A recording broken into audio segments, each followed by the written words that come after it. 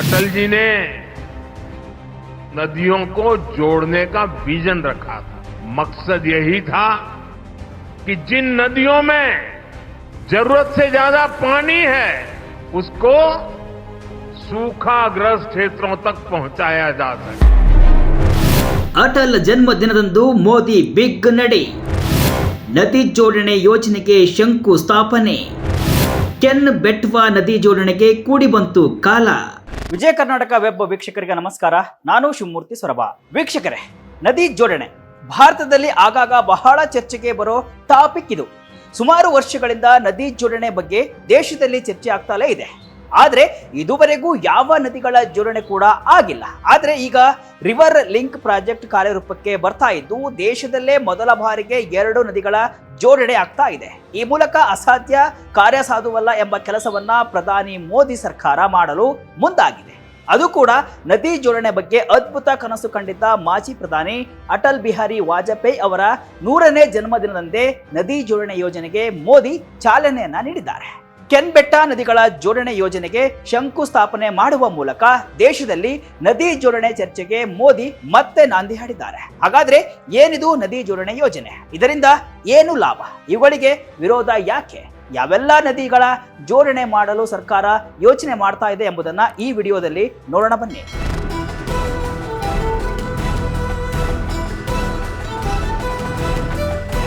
ಹೌದು, ಕೇಂದ್ರದ ಎನ್ಡಿಎ ಸರ್ಕಾರದ ಮಹತ್ವಾಕಾಂಕ್ಷೆ ಯೋಜನೆಗಳ ಪೈಕಿ ನದಿ ಜೋಡಣೆಯೂ ಒಂದು. ಅದರ ಪೈಕಿ ಮೊದಲ ಯೋಜನೆಗೆ ಪ್ರಧಾನಿ ನರೇಂದ್ರ ಮೋದಿ ಬುಧವಾರ ಮಧ್ಯಪ್ರದೇಶದ ಖುಜುರಾಹೋದಲ್ಲಿ ಶಂಕುಸ್ಥಾಪನೆಯನ್ನ ನೆರವೇರಿಸಿದ್ದಾರೆ.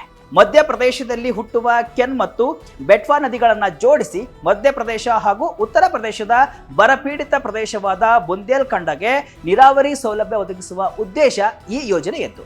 ನದಿ ಜೋಡಣೆಗೆ ಗುರುತಿಸಿರುವ 30 ಪ್ರಸ್ತಾವಿತ ಯೋಜನೆಗಳ ಪೈಕಿ ಕಾರ್ಯರೂಪಕ್ಕೆ ಬರುತ್ತಿರುವ ಮೊದಲ ಯೋಜನೆ ಇದಾಗಿದ್ದು ಇದಕ್ಕಾಗಿ ಸುಮಾರು 44,605 ಕೋಟಿ ರೂಪಾಯಿ ಖರ್ಚಾಗಲಿದೆ ಅಂತ ಹೇಳಲಾಗಿದೆ. ಈ ಯೋಜನೆಗೆ ಕಾಂಗ್ರೆಸ್ ಸೇರಿ ಹಲವು ಕಡೆಯಿಂದ ವಿರೋಧ ವ್ಯಕ್ತವಾಗ್ತಾ ಇದ್ದು ಪರಿಸರದ ಮೇಲೆ ಬಹಳ ದೊಡ್ಡ ಪರಿಣಾಮ ಬೀರಲಿದೆ, 10% ಪನ್ನಾ ಹುಲಿ ಸುರಕ್ಷಿತಾರಣ್ಯ ನಾಶವಾಗಲಿದೆ ಎಂಬ ವಾದಗಳು ಜೋರಾಗಿಯೇ ಕೇಳಿ ಬರ್ತಾ ಇವೆ. ಕೆನ್ ಬೆಟ್ವಾ ನದಿಗಳನ್ನ ಹೇಗೆ ಜೋಡಿಸಲಾಗ್ತಾ ಇದೆ ಗೊತ್ತಾ? ಈ ಯೋಜನೆಯಿಂದ ಏನೆಲ್ಲ ಲಾಭ ಅನುಕೂಲ? ಇದು ಒಂದು ಕಡೆ ಬಿಡೋಣ. ಸದ್ಯ ಹೇಗೆ ಕೆನ್ ಮತ್ತು ಬೆಟ್ವಾ ನದಿಗಳನ್ನ ಜೋಡಿಸಲಾಗುತ್ತದೆ ಎಂಬುದನ್ನ ನೋಡೋದಾದ್ರೆ, ಕೆನ್ ನದಿಗೆ ಅಡ್ಡಲಾಗಿ ಪನ್ನಾ ಹುಲಿ ಸುರಕ್ಷಿತಾರಣ್ಯದಲ್ಲಿ ದಧೌನ್ ಡ್ಯಾಮ್ ಅನ್ನ ನಿರ್ಮಿಸಲಾಗ್ತಾ ಇದೆ. ಇದು 77 ಮೀಟರ್ ಎತ್ತರ, 2.13 ಕಿಲೋಮೀಟರ್ ಉದ್ದ ಇರಲಿದೆ. ಇಲ್ಲಿಂದ 221 ಕಿಲೋಮೀಟರ್ ಉದ್ದದ ಕಾಲುವೆಯನ್ನ ನಿರ್ಮಿಸಿ ಅದರ ಮೂಲಕ ಉತ್ತರ ಪ್ರದೇಶದಲ್ಲಿ ಹರಿಯುವ ಬೆಟ್ವಾ ನದಿಗೆ ನೀರು ಹರಿಸಲಾಗ್ತಾ ಇದೆ. ಈ ಯೋಜನೆಯಿಂದ ಮಧ್ಯಪ್ರದೇಶ ಮತ್ತು ಉತ್ತರ ಪ್ರದೇಶದ ಸುಮಾರು 10 ಲಕ್ಷ ಹೆಕ್ಟೇರ್ ಪ್ರದೇಶಕ್ಕೆ ನೀರಾವರಿ ಸೌಲಭ್ಯ ಸಿಗಲಿದೆ. ಅದಲ್ಲದೆ ಮಧ್ಯಪ್ರದೇಶದ 10 ಜಿಲ್ಲೆಗಳ 44 ಲಕ್ಷ ಮಂದಿ ಹಾಗೂ ಉತ್ತರ ಪ್ರದೇಶದ 21 ಲಕ್ಷ ಮಂದಿಗೆ ಕುಡಿಯುವ ನೀರಿನ ಸೌಲಭ್ಯವೂ ಸಿಗಲಿದೆ. ಅದರ ಜೊತೆಗೆ ಈ ಯೋಜನೆಯಿಂದ ಒಟ್ಟು 130 ಮೆಗಾವ್ಯಾಟ್ ವಿದ್ಯುತ್ ಕೂಡ ಉತ್ಪಾದನೆಯಾಗಲಿದೆ. ಇದರಲ್ಲಿ 103 ಮೆಗಾವ್ಯಾಟ್ ಜಲ ವಿದ್ಯುತ್ ಇದ್ರೆ 27 ಮೆಗಾವ್ಯಾಟ್ ಸೌರ ವಿದ್ಯುತ್ ಇರಲಿದೆ. ಇವು ಕೆನ್ ಮತ್ತು ಬೆಟ್ವಾ ನದಿ ಜೋಡಣೆಯಿಂದ 2 ರಾಜ್ಯಗಳಿಗೆ ಆಗುವ ಅನುಕೂಲಗಳು. ನದಿ ಜೋಡಣೆ ಯೋಜನೆ ಅಂದ್ರೆ ಏನು? 1838ರ ಪರಿಕಲ್ಪನೆ ಇನ್ನೂ ಸಾಧ್ಯವಾಗಿಲ್ಲ, ಯಾಕೆ? ಇದಾಯ್ತು. ಈಗ ಮೂಲ ಪ್ರಶ್ನೆಗೆ ಬರೋಣ. ನದಿ ಜೋಡಣೆ ಅಂದ್ರೇನು? ಇದಕ್ಕೆ ವಿರೋಧ ಯಾಕೆ ವ್ಯಕ್ತವಾಗ್ತಾ ಇದೆ? ಒಂದು ನದಿ ಪಾತ್ರದಲ್ಲಿರುವ ಮಿಗುತಾದ ನೀರನ್ನ ಕೊರತೆ ಇರುವ ಇನ್ನೊಂದು ನದಿ ಪಾತ್ರಕ್ಕೆ ಪೂರೈಸುವುದೇ ನದಿ ಜೋಡಣೆಯ ಹಿನ್ನೆಲೆಯಲ್ಲಿರುವ ಕಾರ್ಯತಂತ್ರ. ಇದರಲ್ಲಿ 2 ವಿಭಾಗಗಳಿದ್ದು, ಒಂದು ಹಿಮಾಲಯದ ಭಾಗ ಹಾಗೂ ಇನ್ನೊಂದು ಪೆನಿನ್ಸುಲರ್ ಭಾಗ. ಹಿಮಾಲಯದ ಭಾಗದಲ್ಲಿ 14 ನದಿಗಳಿವೆ ಹಾಗೂ ಪೆನಿನ್ಸುಲರ್ ಭಾಗದಲ್ಲಿ 16 ನದಿಗಳಿವೆ. ಇವುಗಳ ಉಪನದಿಗಳು ಸೇರಿ ಒಟ್ಟು ಜೋಡಣೆಯ ನದಿಗಳ ಸಂಖ್ಯೆ 60 ಆಗುತ್ತೆ. ಇದಕ್ಕಾಗಿ 3000 ಸಂಗ್ರಹಗಾರ ಅಂದ್ರೆ ಸಣ್ಣ ಡ್ಯಾಮ್ಗಳನ್ನ ನಿರ್ಮಿಸಬೇಕಾಗುತ್ತೆ. ನದಿಯಿಂದ ನದಿಗೆ ಸಂಪರ್ಕಿಸುವ ಕಾಲುವೆಗಳು 50ರಿಂದ 100 ಮೀಟರ್ ಅಗಲ ಹಾಗೂ 6 ಮೀಟರ್ ಆಳವಿರುತ್ತೆ. ಸುಮಾರು 35ರಿಂದ 37 ದಶಲಕ್ಷ ಹೆಕ್ಟೇರ್ ಭೂಮಿಗೆ ನೀರಾವರಿ ಒದಗಿಸುವ ಹಾಗೂ 34,000 ದಶಲಕ್ಷ ಕಿಲೋವ್ಯಾಟ್ ವಿದ್ಯುತ್ ಉತ್ಪಾದಿಸುವ ಯೋಜನೆ ಇದಾಗಿದೆ. ಈ ಯೋಜನೆಗೆ ಸುಮಾರು 6 ಲಕ್ಷ ಕೋಟಿ ರೂಪಾಯಿ ಹಣ ಬೇಕಾಗುತ್ತೆ ಅಂತ ಅಂದಾಜಿಸಲಾಗಿದೆ. ಇದು 2002ರ ಅಂದಾಜಾಗಿದ್ದು ಈಗ ಸುಮಾರು 30 ಲಕ್ಷ ಕೋಟಿ ರೂಪಾಯಿಗೂ ಹೆಚ್ಚು ಹಣ ಬೇಕಾಗುತ್ತೆ ಅಂತ ಹೇಳಲಾಗಿದೆ. ನದಿ ಜೋಡಣೆ ಪರಿಕಲ್ಪನೆಯನ್ನ ನೋಡಿದ್ರೆ ಅದೇನು ಹೊಸತಲ್ಲ. 1838 ಅಂದ್ರೆ ಬ್ರಿಟಿಷರ ಕಾಲದಲ್ಲಿಯೇ ಅಂದಿನ civil engineer sir A Arthur cotton ದಕ್ಷಿಣ ಭಾರತದ ನದಿಗಳನ್ನ ಜೋಡಿಸುವ ಪ್ರಸ್ತಾಪವನ್ನ ಮುಂದಿಟ್ಟಿದ್ರು. ಭಾರತ ಸ್ವಾತಂತ್ರ್ಯಗೊಂಡ ಬಳಿಕ 1972ರಲ್ಲಿ ಡಾಕ್ಟರ್ KL ರಾವ್ ಅವರು ಗಂಗಾ ಹಾಗೂ ಕಾವೇರಿ ನದಿ ಜೋಡಿಸುವ ಪ್ರಸ್ತಾಪವನ್ನ ಮಂಡಿಸಿದ್ರು. ಬಳಿಕ ದಸ್ತೂರಾ, ಹಿಮಾಲಯ ಹಾಗೂ ಗಾರ್ಲ್ಯಾಂಡ್ ಕಾಲುವೆಗಳ ಜೋಡಣೆ ಬಗ್ಗೆ ಪ್ರಸ್ತಾಪಿಸಿದ್ರು. ಆದ್ರೆ ಈ ಎಲ್ಲಾ ಪ್ರಸ್ತಾಪಗಳು ಹಲವು ಕಾರಣಗಳಿಂದ ತಿರಸ್ಕರಿಸಲಾಗಿತ್ತು. ಆದ್ರೆ ನದಿ ಜೋಡಣೆ ಯೋಜನೆಗೆ ಮಾಜಿ ಪ್ರಧಾನಿ ಇಂದಿರಾ ಗಾಂಧಿಯವರು ಮರು ಜೀವ ನೀಡಿದ್ರು. 1972ರಲ್ಲಿ ನ್ಯಾಷನಲ್ ವಾಟರ್ ಡೆವಲಪ್ಮೆಂಟ್ ಏಜೆನ್ಸಿ ಸ್ಥಾಪಿಸಿ ಹಿಮಾಲಯ ಹಾಗೂ ಪೆನಿನ್ಸುಲರ್ ಭಾಗದ ನದಿಗಳನ್ನ ಜೋಡಿಸುವ ಯೋಜನೆಯನ್ನ ರೂಪಿಸಿದ್ರು. ಆದ್ರೆ ಅದು ಕಾರ್ಯರೂಪಕ್ಕೆ ಬರಲೇ ಇಲ್ಲ. ನದಿ ಜೋಡಣೆ ಕನಸು ಕಂಡಿದ್ದ ಕಲಾಂ ವಾಜಪೇಯಿ ಕನಸು ನನಸು ಮಾಡ್ತಿರುವ ಮೋದಿ. 2002ರಲ್ಲಿ ಆಗಿನ ರಾಷ್ಟ್ರಪತಿ APJ ಅಬ್ದುಲ್ ಕಲಾಂ ಅವರು ನದಿ ಜೋಡಣೆ ಬಗ್ಗೆ ತಮ್ಮ ಭಾಷಣದಲ್ಲಿ ಉಲ್ಲೇಖಿಸಿದರು. ಇದರ ಬೆನ್ನಲ್ಲೇ 2002ರ ಅಕ್ಟೋಬರ್ನಲ್ಲಿ ನದಿ ಜೋಡಣೆಯ ಕಾರ್ಯ ಆರಂಭಿಸಬೇಕು ಅಂತ ಸುಪ್ರೀಂ ಕೋರ್ಟ್ ಕೇಂದ್ರ ಸರ್ಕಾರಕ್ಕೆ ಆದೇಶವನ್ನ ನೀಡಿತ್ತು. ಅದರಂತೆ ಅಂದಿನ ಪ್ರಧಾನಿ ಅಟಲ್ ಬಿಹಾರಿ ವಾಜಪೇಯಿ ಸಂಸತ್ನಲ್ಲಿ ನದಿ ಜೋಡಣೆಯನ್ನ ಘೋಷಿಸಿದ್ರು. ಅಂದಿನ ಪರಿಸರ, ಅರಣ್ಯ ಹಾಗೂ ಇಂಧನ ಖಾತೆಯ ಸಚಿವ ಸುರೇಶ್ ಪ್ರಭು ನೇತೃತ್ವದಲ್ಲಿ ನದಿ ಜೋಡಣೆಯ ಕಾರ್ಯಸಾಧ್ಯತೆ ಬಗ್ಗೆ ವರದಿ ಸಿದ್ಧಪಡಿಸಲು ಕ್ಷಿಪ್ರ ಕಾರ್ಯಾಚರಣೆ ರೂಪಿಸಲಾಯಿತು. ಆದರೆ ಬಳಿಕ ಬಂದ UPA ಸರ್ಕಾರ ನದಿ ಜೋಡಣೆ ಬಗ್ಗೆ ಆಸಕ್ತಿಯನ್ನ ತೋರಿಸಲಿಲ್ಲ. 2012ರಲ್ಲಿ ಸುಪ್ರೀಂ ಕೋರ್ಟ್ ನದಿ ಜೋಡಣೆ ಯೋಜನೆ ಅನುಷ್ಠಾನಕ್ಕೆ ತನ್ನಿ ಅಂತ ತೀರ್ಪನ್ನ ನೀಡಿತ್ತು. UPA ಸರ್ಕಾರ ಯಾವುದೇ ಆಸಕ್ತಿ ತೋರಿಸಲಿಲ್ಲ. ಬಳಿಕ ಬಂದಂತಹ ಪ್ರಧಾನಿ ನರೇಂದ್ರ ಮೋದಿ ನೇತೃತ್ವದ NDA ಸರ್ಕಾರ ಈ ಬಗ್ಗೆ ಆಸಕ್ತಿ ತೆಗೆದುಕೊಂಡು ನದಿ ಜೋಡಣೆಗೆ ಮುಂದಾಯಿತು. 2021ರಲ್ಲಿ ಕೆನ್ ಮತ್ತು ಬೆಟ್ವಾ ನದಿ ಜೋಡಣೆ ಯೋಜನೆಗೆ ಕೇಂದ್ರ ಸಚಿವ ಸಂಪುಟ ಅನುಮೋದನೆ ನೀಡಿದ್ದು ಈಗ ಯೋಜನೆಯ ಶಂಕುಸ್ಥಾಪನೆ ನಡೆದಿದೆ. ರಿವರ್ ಲಿಂಕಿಂಗ್ಗೆ ಯಾಕೆ ಹೆಚ್ಚಿನ ವಿರೋಧ? ರಾಜ್ಯಗಳ ನಡುವೆ ತಾರತಮ್ಯ ಉಂಟಾಗುತ್ತಾ?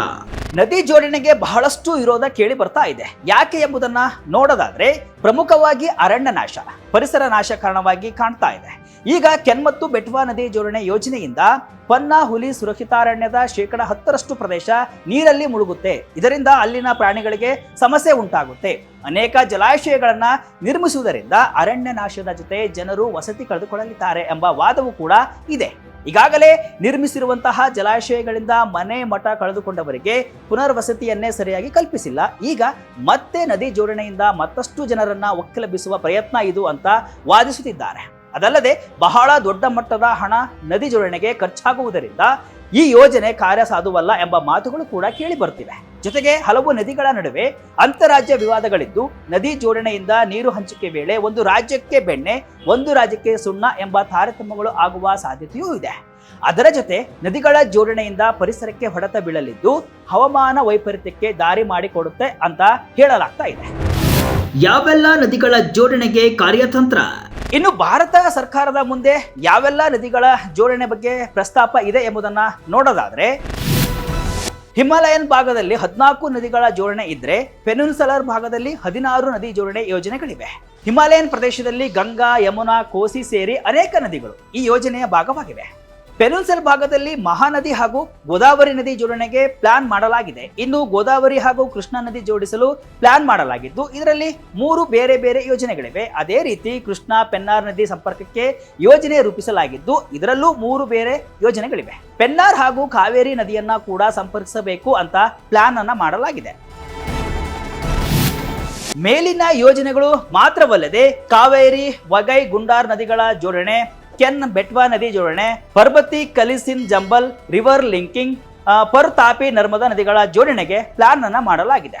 ದಮನ್, ಗಂಗಾ, ಪಿಂಜಲ್ ನದಿಗಳ ಜೋಡಣೆ ಹಾಗೂ ಕರ್ನಾಟಕದ ಬೇಡ್ತಿ ಮತ್ತು ವರದಾ ನದಿಗಳ ಜೋಡಣೆ ಮತ್ತು ನೇತ್ರಾವತಿ ಹಾಗೂ ಹೇಮಾವತಿ ನದಿ ಜೋಡಣೆಗೆ ಯೋಜನೆಯನ್ನ ರೂಪಿಸಲಾಗಿದೆ. ಪಂಬಾ, ಅಚಾನ್ಕೋ, ವಿಲ್, ವಯ್ಯಪ್ಪರ್ ನದಿಗಳನ್ನ ಸಂಪರ್ಕಿಸಬೇಕು ಅಂತ ಪ್ರಸ್ತಾಪ ಕೂಡ ಇಡಲಾಗಿದೆ. ಒಟ್ಟಿನಲ್ಲಿ ಮಹತ್ವಾಕಾಂಕ್ಷೆಯ ನದಿಗಳ ಜೋಡಣೆಗೆ ಪ್ರಧಾನಿ ನರೇಂದ್ರ ಮೋದಿ ನೇತೃತ್ವದ ಸರ್ಕಾರ ದಾಪುಗಾಲು ಇಟ್ಟಿದೆ. ಅದು ಕೂಡ ಮಾಜಿ ಪ್ರಧಾನಿ ಅಟಲ್ ಬಿಹಾರಿ ವಾಜಪೇಯಿ ಅವರ ಜನ್ಮ ಶತಮಾನೋತ್ಸವದಂದು ಕೆನ್ ಬೆಟ್ವಾ ನದಿ ಜೋಡಣೆಗೆ ಮೋದಿ ಶಂಕುಸ್ಥಾಪನೆಯನ್ನ ನೆರವೇರಿಸಿದ್ದಾರೆ. ಇದು ಉಳಿದ 29 ಯೋಜನೆಗಳಿಗೆ ವೇಗ ನೀಡುತ್ತಾ ಎಂಬುದನ್ನ ಕಾದು ನೋಡಬೇಕು. ಇದಿಷ್ಟು ಇವತ್ತಿನ ವಿಶೇಷ. ಇದೇ ರೀತಿಯ ಹಲವು ವಿಶ್ಲೇಷಣೆ ಮಾಹಿತಿ ಅಷ್ಟೇ ಅಲ್ಲ, ಮನೋರಂಜನೆಯ ವಿಡಿಯೋಗಳಿಗಾಗಿ ವಿಜಯ ಕರ್ನಾಟಕ ವೆಬ್ಸೈಟ್, ಫೇಸ್ಬುಕ್ ಹಾಗೂ ಯೂಟ್ಯೂಬ್ ಪೇಜ್ ಅನ್ನ ಫಾಲೋ ಮಾಡಿ. ಧನ್ಯವಾದಗಳು.